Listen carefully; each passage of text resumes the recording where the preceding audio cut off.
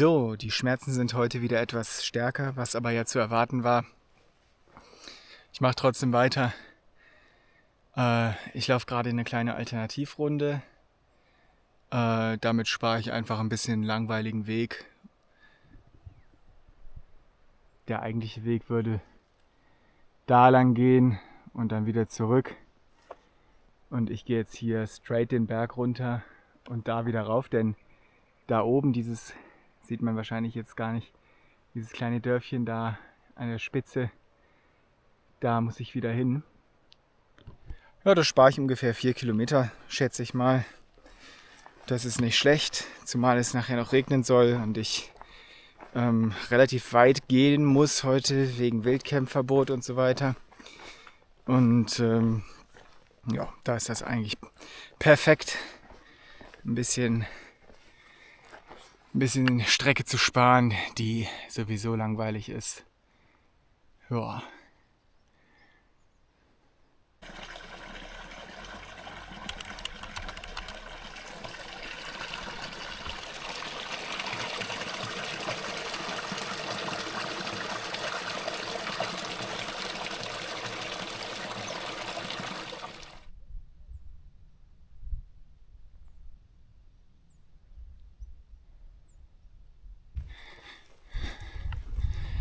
So, bin jetzt hier oben auf dem Pass. Leider kein Wasser hier in der Nähe, sonst wäre ich vielleicht sogar schon hier geblieben, obwohl es erst 1 oder so ist, aber es soll halt noch den Rest des Tages regnen. Gewitter ist auch schon am Start. Eben auch schon kurz geregnet. Tja, ich bin gerade 1000 Meter aufgestiegen und jetzt muss ich die komplett wieder runter. Richtige Verschwendung, weil danach muss ich sie natürlich wieder hoch. Das ist immer richtig nervig. Nun gut, immerhin ist es nicht so heiß, aber ich bin trotzdem tierisch im Schwitzen.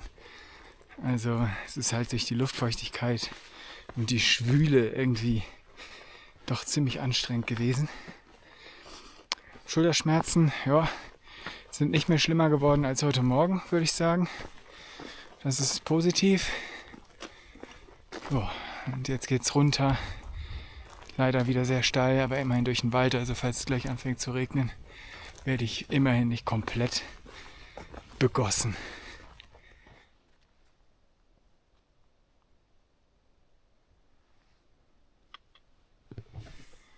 Was ich hier sehr erstaunlich finde, wir sind hier ungefähr auf 2200 Meter Höhe und es sieht so anders aus als noch vor ein paar Tagen, wo ich auch auf der gleichen Höhe war, wo alles komplett voller Steine war, keine Bäume, kaum Pflanzen, also die Baumgrenze längst verlassen.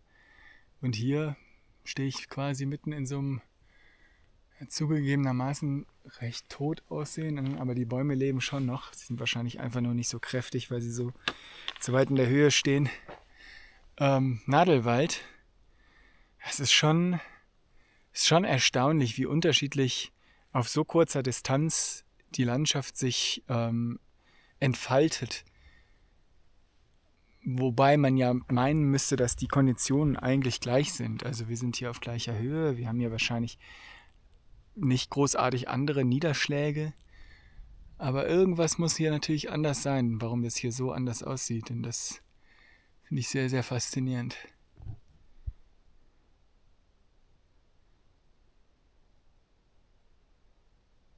Und ab morgen wird es wieder gänzlich andersrum sein. Da werde ich wieder in der Felslandschaft sein.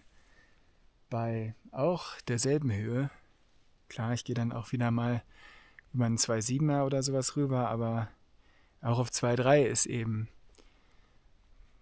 nichts mit Bäumen in den High Pyrenees. Sehr, sehr spannend.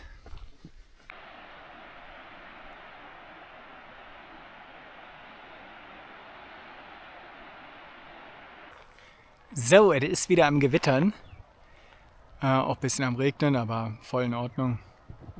Da unten das Dorf ist Areo. Das ist das Etappenziel der nächsten Etappe. Ich nehme hier gerade eine kleine Abkürzung.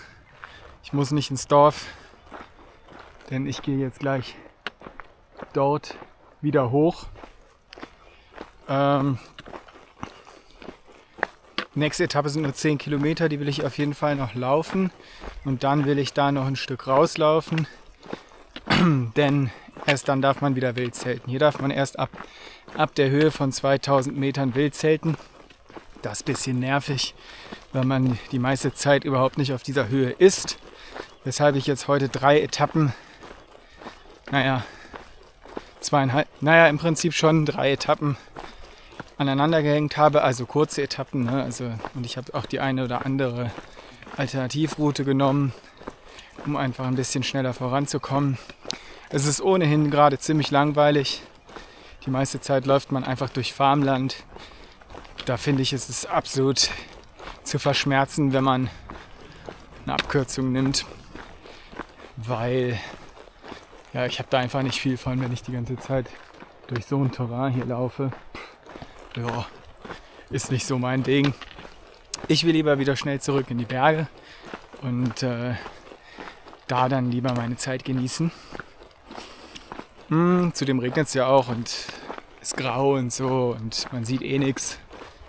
Vorhin auf dem Pass gar keine Aussicht gehabt. Da hätte es potenziell eine gegeben, aber das ganze Tal war wolkenverhangen und da sah man einfach nichts.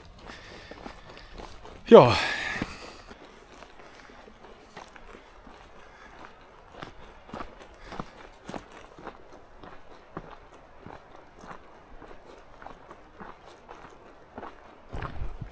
Also dafür, dass es heute den ganzen Tag regnen sollte, beziehungsweise ab 12, ist das Wetter jetzt doch richtig Premium. Die Sonne ist wieder rausgekommen.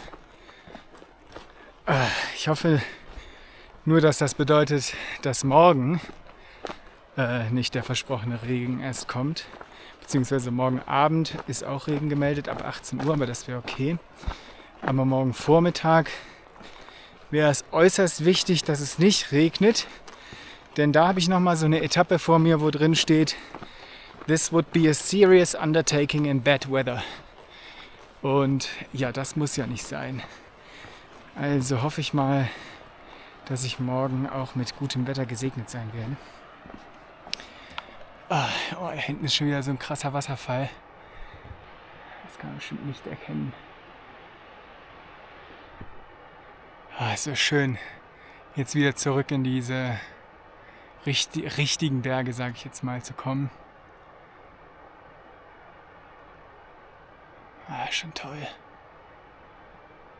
Schon richtig viel gelaufen heute. Ich glaube, wenn ich heute das Zelt aufbaue, dann habe ich bestimmt 30 Kilometer oder vielleicht sogar noch mehr gelaufen. Was absolut abgefahren ist, wenn ich überlege, wie es mir vor ein paar Tagen noch ging. Also, das ist schon toll. Froh, dass ich noch nicht abgebrochen hatte.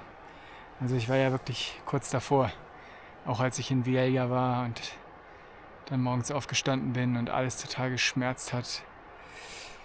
Aber die Bewegung scheint doch auch gut zu tun. Also ich habe natürlich noch Schmerzen und das ist bei weitem nicht normal, was da in der Schulter abgeht. Aber es sieht so aus, als würde die Bewegung an sich der Sache eher dienlich sein. Außer beim Bergabgehen. Das ist nicht so gut, aber Bergaufgehen scheint echt gut zu sein. Naja, mal sehen, wie sich alles noch entwickeln wird über die nächsten Tage. Und ob ich tatsächlich den gesamten Trail schaffen werde, aber das wäre echt mega stark.